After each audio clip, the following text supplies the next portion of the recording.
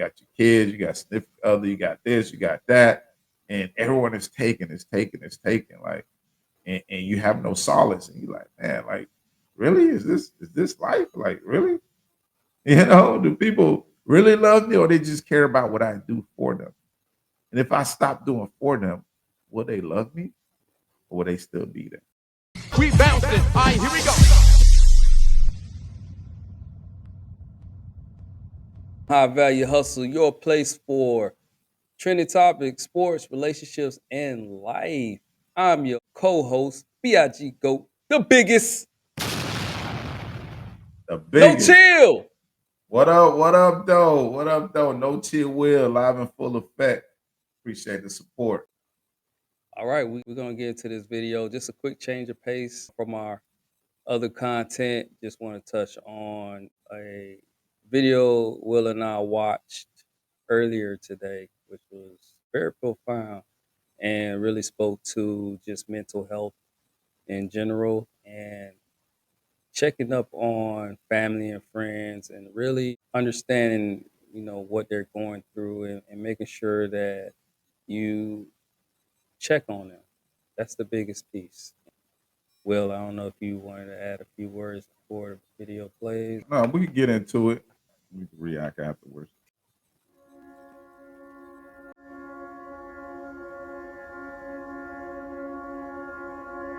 Oh wow, how are you doing? You good?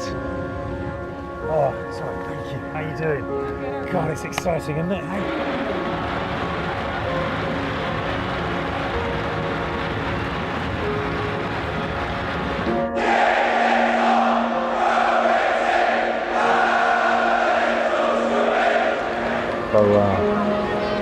So, how's the week been? Okay. Yeah. Yeah.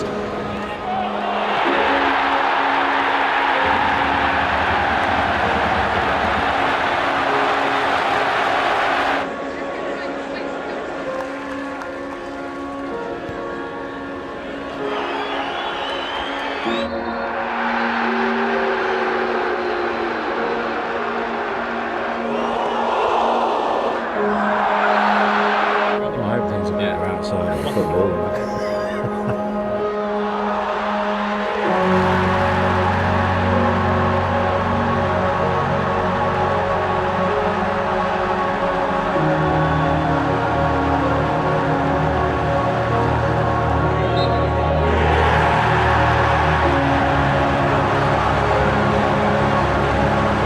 No, you keep it. You keep it. Oh, wow.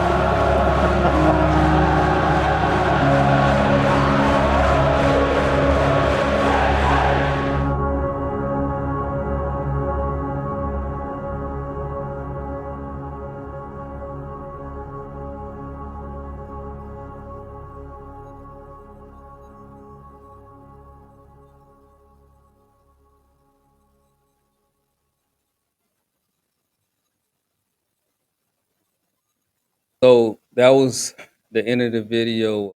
Crazy twist of events. Watched the video straight through the first time myself. It just, wow, to be honest, very profound and powerful video, at least for me. Watched it multiple times. Well, I don't know if you want to give your take about the video. Yeah, very impactful video and hits your heart. And especially for men, we hide a lot of our pains and our misfortunes and things that we're going through. And like the video said, a lot of times you can see those signs, but most of the times you cannot. In that video clip, when I watched it, I thought the guy that's sitting there depressed, like the game is going on, like something was going to happen to him. He's like, he all sad throughout, but it twisted it. It's the guy that's happy, that's excited, that's there enjoying his time. And a lot of times it'd be the person that's engaging, the most happiest, the good friend is the person that's going through the most. And a lot of times, the strongest friends sometimes or the strongest people around you, you think they don't hurt. And it's not that you don't think they don't hurt, it's just that you don't think about it, because they're so strong and they carry everyone all the time. They're the person that's always there. They don't talk about their pain. They don't talk about it. They always lifting you up. But I encourage everyone to check on your strong friends. Lift them up. Because a lot of times the baggage they're carrying, the things that they're going through, sometimes that load gets a little heavy. And just you checking on them just lightens that load just a little bit for them to carry on and continue to be that support for their family, for their friends, for their significant other, for people at work, for people at church. So check on them and make sure they're okay because those are the people that are easily forgotten, the strong ones. And it's human nature. We just don't think about that they really hurt and it sound dehuman. You know what I'm saying? It doesn't sound human. Like, damn, like, of course will I know they hurt. But yeah, do you? You really think about it? Because if you did, you would call them, you check on them. We're so connected now in this world. It's so simple to check on somebody. A simple text message. How are you doing? What's going on? How are you feeling today? What do you have planned?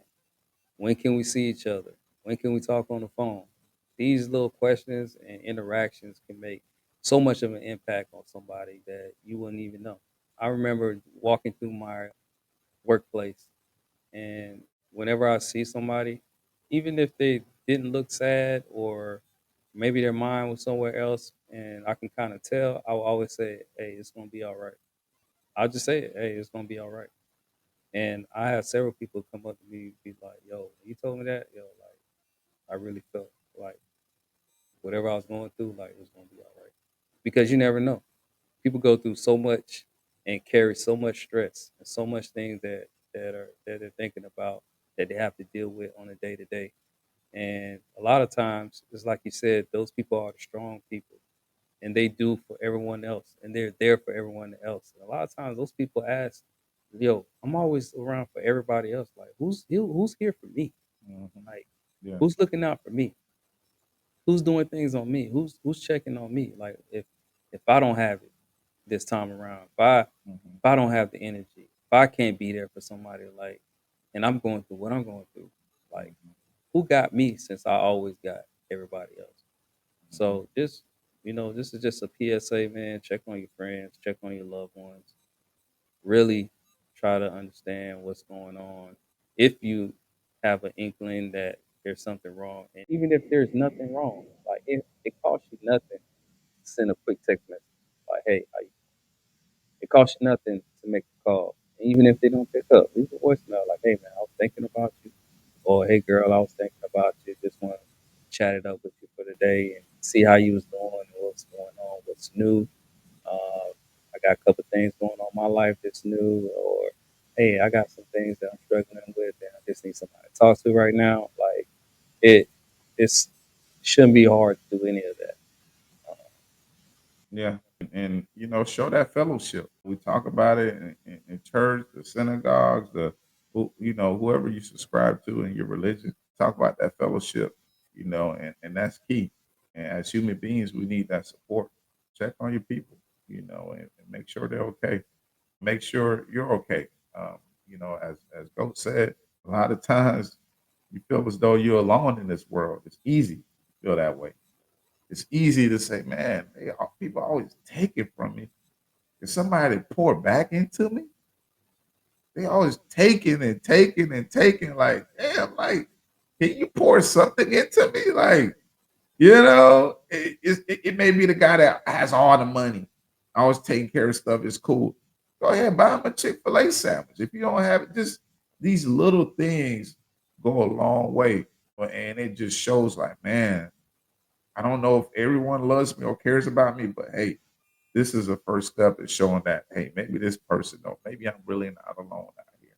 And someone really cares about me and looks out for me in ways I couldn't have imagined. I'm just speaking from a man point of view. I'm sure, from a woman's standpoint, it's similar aspects. But I just know from a male point of view, we just go through so much that we don't express and we just keep everything inside and we just fight through it and we fight a good fight. And people, you got your kids, you got significant other, you got this, you got that. and everyone is taking, like, and you have no solace, and you like, man, like, really, is this life? Like, really? Do people really love me, or they just care about what I do for them? And if I stop doing for them, will they love me, or will they still be there? And those are questions a lot of people ask, and a lot of times you know the answer, but those are still questions. That's so true. And I think one of the things that men have as a roadblock to getting better and getting help is that they usually don't have that one person or persons that they can truly let their guard down and confide in as another male person in their life. You know what I mean? Like having another brother, you could just be like, you just call up and just tell them, "Hey, bro, man, I'm not feeling it, man. This is what's wrong. This is what's going on. I need help. I need some advice." And just have somebody, another male that you can be vulnerable to. So just ask that you find that person, man. Just find, that person that you can confide in and tell them what's going on. And if you can't find anyone in your circle, just, there's so many resources that you can reach out to, different counselors and therapy to get the help that you need to make it through whatever the tough time is and find a way to get to your happy place. Yeah, yeah, and I know, women that'll be watching this. It may sound weird, and the women be like, "Why can't he confide in me? Yeah, I'm here, I'm there. Tell me everything, baby. I got you." But a lot of times, as we said before in our previous podcasts, is you have to show him, him being vulnerable to you is a safe space. And throughout the years, if you show one time that space wasn't safe, it's gonna be very hard for him to come back to. And you're gonna have to do a lot of proving yourself for him to think that's a safe space for him. Because if he open up to you, you threw it back in his face when you're angry or when you're mad or whatever the case may be, it's dead. So I encourage women to not do that because we want to open up to our significant other, but it don't mean they don't love you or they don't want the best for you. It's just that it's just tough for them to really truly be 100% vulnerable with you. They'll be a little bit, but it ain't gonna be 100%. And it's so important, women to let it be okay for them to have those male best friends or good friends that they can speak to and open up to. Because now, if you taking that away and you challenging that, they can't hang out with their friends, they can't have a drink or smoke a cigar and chill out, whatever. That's when they can offload all that stuff and have that fellowship and come back home and be that better person for you. Because now, if you taking that stuff away, or all it's doing is just bottling up all that stuff inside, and who knows where that's gonna go. Not to put it on you, but I mean, you probably closed the door in a sense. You probably wanted to open up to you, but you did some stuff in the past where it's like, man, I can't, I don't know. I don't know where this is gonna go. So now you're pushing him out as friends, and hopefully he got good friends around him and good people around him that will help him make the right decisions and continue to be a better person and be good for the family. Because that's very important. Male fellowship and male friendship is very important with ladies. Do not make it a hurdle for your significant other to chill or hang out with their friends. It's not a good thing. That's some good sound advice.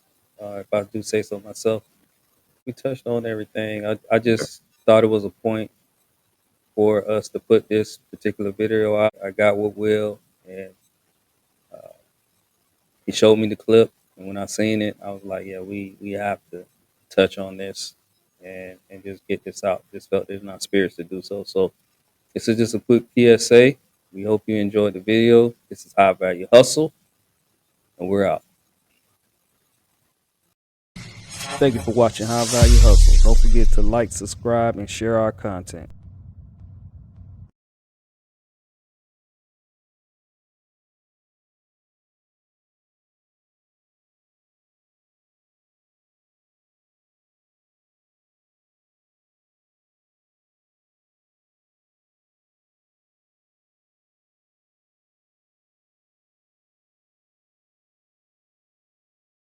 be good for the family, because that's very important. Male fellowship and male friendship is very important with ladies.